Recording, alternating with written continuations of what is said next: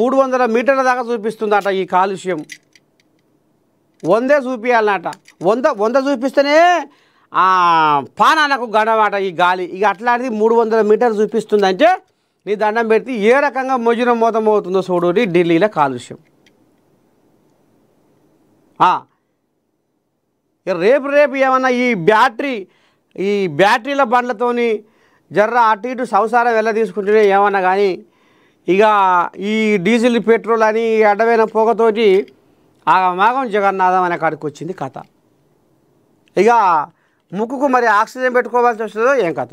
మరి ఆ గాలి పాడైపోను తేపకు రోజుకు గాలి విపరీతమైన గలీజ్ గాలి తయారవుతుందట. ఇంకో ఇది కథ.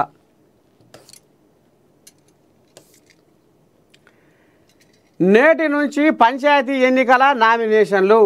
రాష్ట్ర ఎన్నికల కమిషనరు దిశానిర్దేశం. హలో, ఏడున్నావురా? నేను సర్పంచ్కి పోటీ చేద్దాం అనుకుంటున్నా, మరి ఎట్లా చేస్తావో ఏం కథో జర్రా మీ సపోర్ట్ నాకు ఉండాలి. ఏమంటున్నా? హలో, ఇక మీ దయాన్ని బాంచాను. ఏంటది? ఇక గదే గంట కొట్టిరుగా. ఏ గంట? అయ్యో, సర్పంచుల గంట, ఎలక్షన్ల గంట. నీ పాడైపోను. మరి ఏంది ఏం కదా?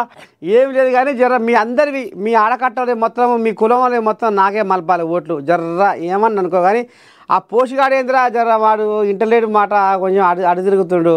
జర్ర వాడిని ఇటు మలపరారా మా అమ్మ కానీ నీ మాట వింటాడు. ఇగో గిట్లా. ఇక ఇప్పుడు ఇదే కథ నడుస్తుంది. నిన్నయాల ఫోన్ల మీద ఫోన్లు చేసి హలో, ఇక నీకు ఎరికే కదా, నాకు ఎరికే నువ్వు సర్పంచ్కి పోటీ కడుతున్నావు గామచడికి. ఏం లేదు కానీ జర్నీ సపోర్ట్ ఉండాలి. అరే నా సపోర్టు నీకు ఉండకపోతే ఎట్లా? పక్కా ఉండాలి సుమా. మళ్ళీ నన్ను ఆగం చేసావు. ఇగో ఇదే పని. ఇప్పుడు ఫోన్లల్లా ఏ ఫోను మందలించినా ఏ ఫోను తెరిచినా ఈ సర్పంచ్ ఎలక్షన్ల గురించి మాట్లాడకుండా ఎక్కువ ఉంది నిర్ణయాల. ఊర్ల పొంట సర్పంచ్ ఎవరు సర్పంచ్. ఇక ఇంట్లోనే ఇంకెక్కువ ఈసారి ఆడబిడ్డలకు ఎక్కువ ఛాన్స్ వచ్చింది. ఆడబిడ్డలకే ఎక్కువ ఛాన్స్ వచ్చింది. రేపు ఆడబిడ్డలే ఎక్కువ మంది సర్పంచులు కాబోతున్నారట. మొత్తానికైతే సర్పంచుల ఎలక్షన్ల గంట మోగింది. రాష్ట్ర ఎన్నికల కమిషనర్ దిశానిర్దేశం. చూద్దాం ఏం రాసుకొచ్చారు. గ్రామ పంచాయతీ ఎన్నికల నేపథ్యంలో రాష్ట్ర ఎన్నికల కమిషనర్ రాణి కుముదుని అధికారులకు దిశానిర్దేశం చేశారు.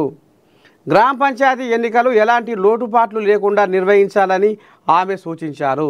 కలెక్టర్లు, పోలీస్ కమిషనర్లు, ఎస్పీలు, ఇతర జిల్లా ఉన్నతాధికారులతో రాష్ట్ర ఎన్నికల కమిషనర్ వీడియో కాన్ఫరెన్స్ నిర్వహించారు. ఈ సందర్భంగా ఆమె మాట్లాడుతూ ఎన్నికల నియమావళిని పగడ్బందీగా అమలు చేయాలని ఆమె అన్నారు. గురువారం నుంచి ప్రారంభమయ్యే నామినేషన్ల ప్రక్రియతో పాటు భద్రతా పోలింగ్ ఏర్పాట్లపై ఈ సందర్భంగా ఆమె చర్చించారు. ఇది కథ. ఇదేంటి? ఇమ్రాన్ ఖాన్ను జైల్లోనే చంపేశారా? పాకిస్తాన్లో ఆందోళనలు, ఉద్రిక్తత.